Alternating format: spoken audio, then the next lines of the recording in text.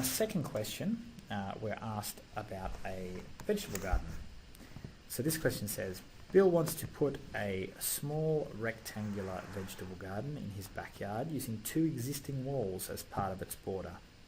He has 8 metres of garden edging for the border on the other 2 sides. Find the dimensions of the garden bed that will give the greatest area.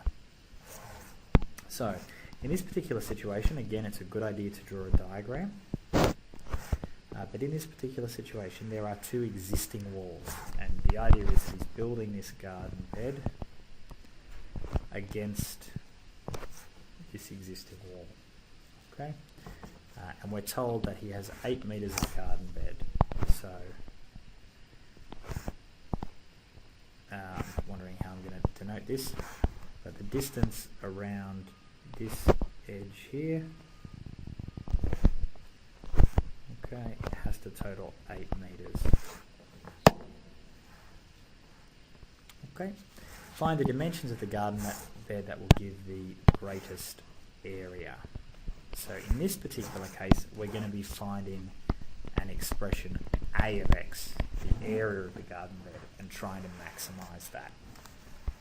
So, what do we know about this thing? Well, let's say that this garden bed has a width x and a height y. So I'll call this y, and I'll call this x. What do we know about x and y? Well, we know that x and y, go back to my other colour, x and y have to add up to give 8, and we know that the area A of x is going to be x times y. That's going to be the area in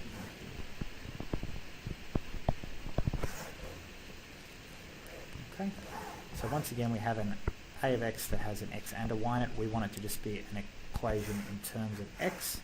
I can use this equation to eliminate the y here. So let's take that first equation. X plus y equals 8. Let's make y the subject. Y equals 8 minus x. And I'm going to use that in the A of x equation to eliminate the y. So I'm going to get the area function is equal to x times 8 minus x. And so now I have my area function. I can expand that, 8x minus x squared. And if I want to maximise this function, again I need to find the derivative. So the derivative in this case is going to be 8 minus 2x. Now, again, I need turning points, I need maximums, so I'm going to take my area function. I know that stationary points will occur when my first derivative is equal to 0. So when 8 minus 2x equals 0, or 2x equals 8, x equals 4. So this tells me that I'm going to have a turning point at a location where x equals 4. Now I know that this turning point has to be a maximum because of the function that I had for the area. This is a parabola because it's got a highest power of x squared, and the coefficient is a negative, so I know that the nature of these kinds of things, this is a concave down parabola, so it is going to have a maximum value up here. So I need the full dimensions. I now know that the width of this is 4. So in order to get what y is, I know that x plus y equals 8.